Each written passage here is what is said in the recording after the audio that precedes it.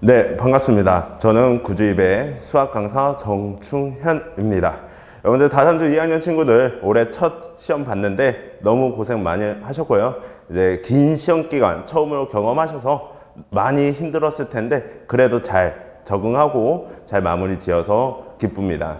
일단은 시험 본 게 시험 결과가 본인 노력한 만큼의 잘 안 나온 친구들도 있고 노력한 만큼 만족스러운 결과를 받은 친구들도 있을 텐데 꾸준히 이제 저희 시험은 계속 진행이 될 거니까 다음 기회를 생각하면서 좌절하지 마시고 우리 이번 시험이 어떻게 나왔는지 한번 분석해 보면서 이 영상 시작하도록 하겠습니다. 자, 그러면 우리 시험이 어떻게 출제가 되었는지 기출문항부터 한번 보도록 하겠습니다. 자, 각 문항별 출제 단원과 출제 유형을 이제 분석한 기출문항 분석표고요. 지금 현재 난이도를 한번 보시면 기본이 10문항이 나왔을 정도로 현저히 다른 학교에 비해서 좀 기본 문항이 적은 상태입니다. 그래서 실전에서 친구들이 문제를 푸셨을 때 많은 시간적 부담감을 느끼지 않았을까라고 생각이 되고요. 조금 더 자세하게 보시면 기본은 10문항 34점이 나와 있는 상황이고 중상문항 14문항 66점이 부여되어 있는 상황입니다. 그래서 기본 문항에서 얻을 수 있는 점수가 적기 때문에 중상문항을 좀 많이 맞췄어야 되고 그러려면 시간 부족이 좀 많이 심했을 거라고 생각이 됩니다. 그리고 교과서 출제율 보시면요. 단순 변형을 지향하고 그냥 단순히 숫자만 바꿔서 내는 게 아니고 이제 좀 적당히 식도 좀 많이 바꾸고 식의 형태도 많이 바꾸면서 중단원 대단원에 있는 문제들을 다수 출제하였습니다. 그래서 약 88%를 자랑하고 있고요. 교과 역량 더하기 이제 중간고사 때도 말씀드린 것처럼 총 3문항이 나왔을 정도로 많은 문제가 출제가 되었습니다. 그리고 저희 구주입의 교재 연계율 비교 결과 약 96% 정도 교재 연계가 되어 있는 상황입니다. 자, 조금 더 자세하게 보면요. 아까 말씀드린 것처럼 간단하고 단순 계산을 지향하면서 시간 관리에 어려움을 느꼈을 거라고 생각이 되고요. 작년과 동일하게 객관식 마지막 문항은 대표 유형을 좀 학교에서 다양한 방법으로 출제를 하면서 친구들이 좀 낯선 표현을 보지 않았나 싶습니다.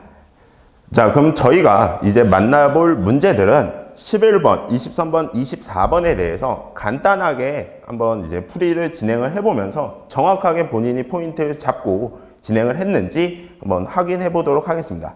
자, 11번 문항입니다. 워낙 대표적인 문항이에요. 주어진 부등식을 만족하는 자연수의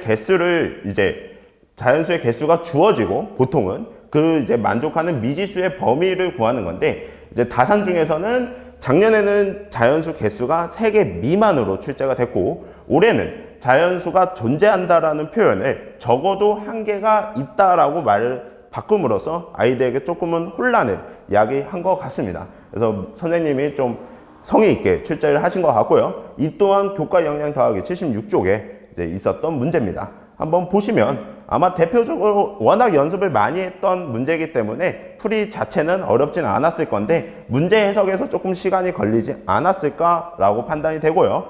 이제 한번 주어진 부등식을 정리하면 이런 식이 만들어지고 그러면 당연히 수직선상에 자연수가 반드시 존재는 해야 되니 1보다는 커야 됨을 여러분들이 여기까지는 쉽게 생각을 했을 텐데 항상 강조했던 포인트가 크다 작다를 결정을 했으면 같다를 가정하고 우리가 같은 상황까지 가정을 했을 때 주어진 조건을 만족하는지 체크를 해본다면 만약에 경계값이 1과 같아진다면 x는 1보다 작다로 나오기 때문에 만족하는 자연수는 존재하지 않은 상황입니다. 그렇기 때문에 경계값은 같아질 수가 없고요. 그래서 정답은 단순히 a는 2분의 5보다 크다 1번이 되겠습니다.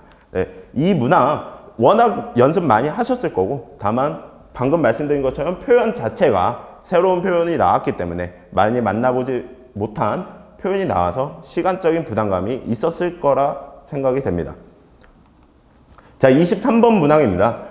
오른쪽 그림에서 직선을 그어서 주어진 직사각형의 넓이를 2등분하고 싶다고 합니다. 이것 또한 교과 역량 더하기 마지막 페이지 교과 역량 더하기에 있었던 문제고요. 중학교에서는 실제로 직사각형 넓이를 2등분하는 문제가 그렇게 많이 출제되지는 않습니다. 대표적으로는 삼각형 넓이를 2등분하는 문제가 많이 나오는데 이번에는 직사각형 넓이를 2등분하는 문제가 출제가 됐고요. 그러면 당연히 대각선의 교점 5,4를 지나는 직선들을 찾으면 되기 때문에 5,4를 지나지 않는 직선을 찾으면 되기 때문에 주어진 1번부터 5번까지 함수식에 x는 5, y는 4를 대입해서 만족하지 않는 식을 찾으면 네, 정답은 4번이 되겠습니다. 이 또한 문제는 쉬웠습니다. 문제는 쉬웠을 건데 뒷번호에 이제 배치가 되어 있다 보니까 시간 관리가 조금 힘들었던 친구들은 문제 보고 좀 아쉬움을 느끼지 않았을까라고 생각이 들고요. 그리고 마지막 24번 문항입니다. 이 문항이 작년 24번 문항 보행자와 이제 신호등 문제, 이 또한 그 문제는 이제 교과서에 나왔던 문제를 선생님께서 좀 변형해서 출제를 했고요. 올해는 교과서에 나와 있지 않은 문제를 선생님께서 조금 만들어서 출제한 것 같습니다. 지금 한번 보시면요. 자동차 번호판에 뒤 4자리 숫자가 있고요. 4자리 숫자의 합은 22. 그리고 첫 번째와 세 번째 숫자의 차가 두 번째, 네 번째 숫자와 같다고 했으니까 여기서 여러분들이 알 수 있는 거에 두 번째 숫자와 네 번째 숫자는 같은 숫자구나. 이걸 먼저 좀 파악이 되실 것 같고요. 그 다음에 저 4자리 숫자를 앞에 2개, 뒤에 2개로 나눠서 두 개의 두 자릿수로 만들었을 때 뒤의 수에서 앞의 수를 뺐을 때의 값은 40이다. 그러면 여기에 들어갈 알맞은 숫자들을 찾는 문제입니다.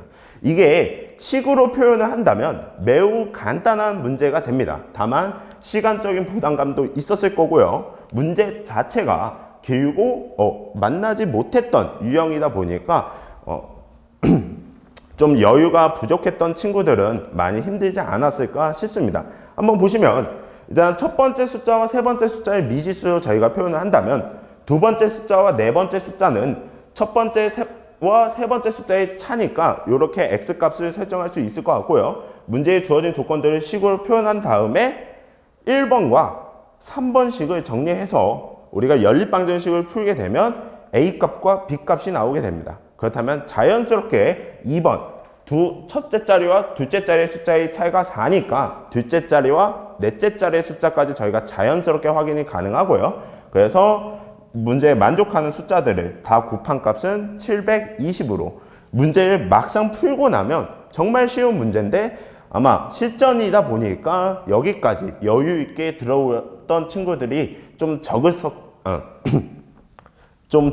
거라고 생각이 됩니다. 네. 그래서 이렇게 문항들을 한번 살펴봤고요. 한번 시험에 대해서 총평을 한번 해본다면 다산중은 지금 매년 난이도가 상승하고 있습니다. 2019년은 조금 상대적으로 쉬웠지만 20년부터 시작해서 눈에 띄게 난이도가 상승하고 있고요. 선생님들이 교과서에 있는 문제들 단순히 숫자들만 바꿔서 출제하는 게 아니고 형태들을 조금 많이 바꾸고 숫자들도 조금 계산이 힘들게 이렇게 바꾸는 거 보면 정성이 들어간 문제들로 좀 출제가 되어 있습니다. 아무래도 선생님께서 정성을 쏟았으니 저희는 실전에서 만났을 때 부담감이 좀 컸을 거고요. 그리고 아직은 2학년 친구들이라서 당연하지만 교과서가 당연하지 않은 친구들이 분명히 있을 겁니다. 근데 방금 앞서 말씀드린 것처럼 교과서 출제율이 88% 정도에 상회하기 때문에 교과서는 반드시 여러분들 반복적으로 학습을 해주셔야 될 것 같고요. 첫 시험이다 보니까 이제 모의고사나 사전 실전 모의고사를 통해서 실전 경험이 좀 풍부했던 학생들이 시간 관리적에 있어서 좀 절대적으로 유리하지 않았을까라고 생각이 됩니다.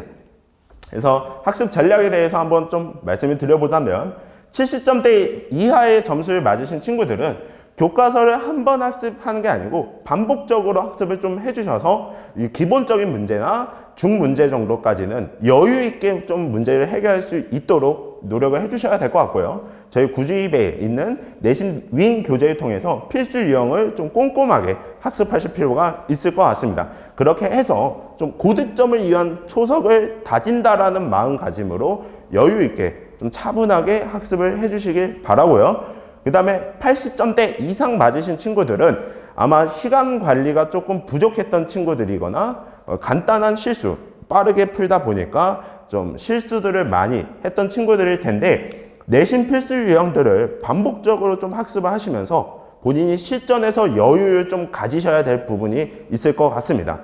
실수는 저희가 급하다 보니까 실수가 나오는 거고 문제 푸실 때 여유가 있다면 여러분들은 실수가 현저하게 떨어질 거라고 생각이 되기 때문에 반드시 반복적으로 좀 학습을 하셔서 실전에서 여유를 좀 기르시길 바라고요. 이제 사전 실전 모의고사를 통해서 실전 연습 또한 이제 곁들이시면 고득점까지 가능할 거라고 생각이 됩니다. 자, 2학년 2학기 과정입니다. 도형의 성질부터 경우의 수까지 분포되어 있는 과정이고 많은 학생들이 체감 난이도가 높은, 많이 어려워하는 과정이 됩니다. 그래서 많은 도형들을 여러분들이 만나보셔야 되는 시기라서 여름방학을 잘 활용하셔서 많은 학습을 좀 미리 공부를 해주시고요. 무조건적인 암기가 잘 먹히지 않은 단원입니다. 과정입니다. 도형들이 매번 바뀌기 때문에 도형의 모습을 외우려고 하기보다는 1학기보다 조금 더 틀을 넓혀서 큰 틀을 학습을 하고 그 틀 안에 들어오는 도형인지 그런 부분들을 판단하시고 문제를 해결할 수 있을 정도로 여러분들이 좀 자세하게 학습을 해주셔야 될 것 같습니다. 이런 2학년 2학기 과정을 공부하기 위해서 저희 구주입에는 교재들, 프로그램들, 그리고 강사들까지 다 준비가 되어 있으니까 여러분들은 이제 공부하고자 하는 그런 마음가짐만 가지고 저희를 만나시면 2학기 때 좋은 결과를 만날 수 있도록 저희가 열심히 공부해 보도록 하겠습니다. 자, 그렇다면 저희는 이제 구주입에서 만납시다.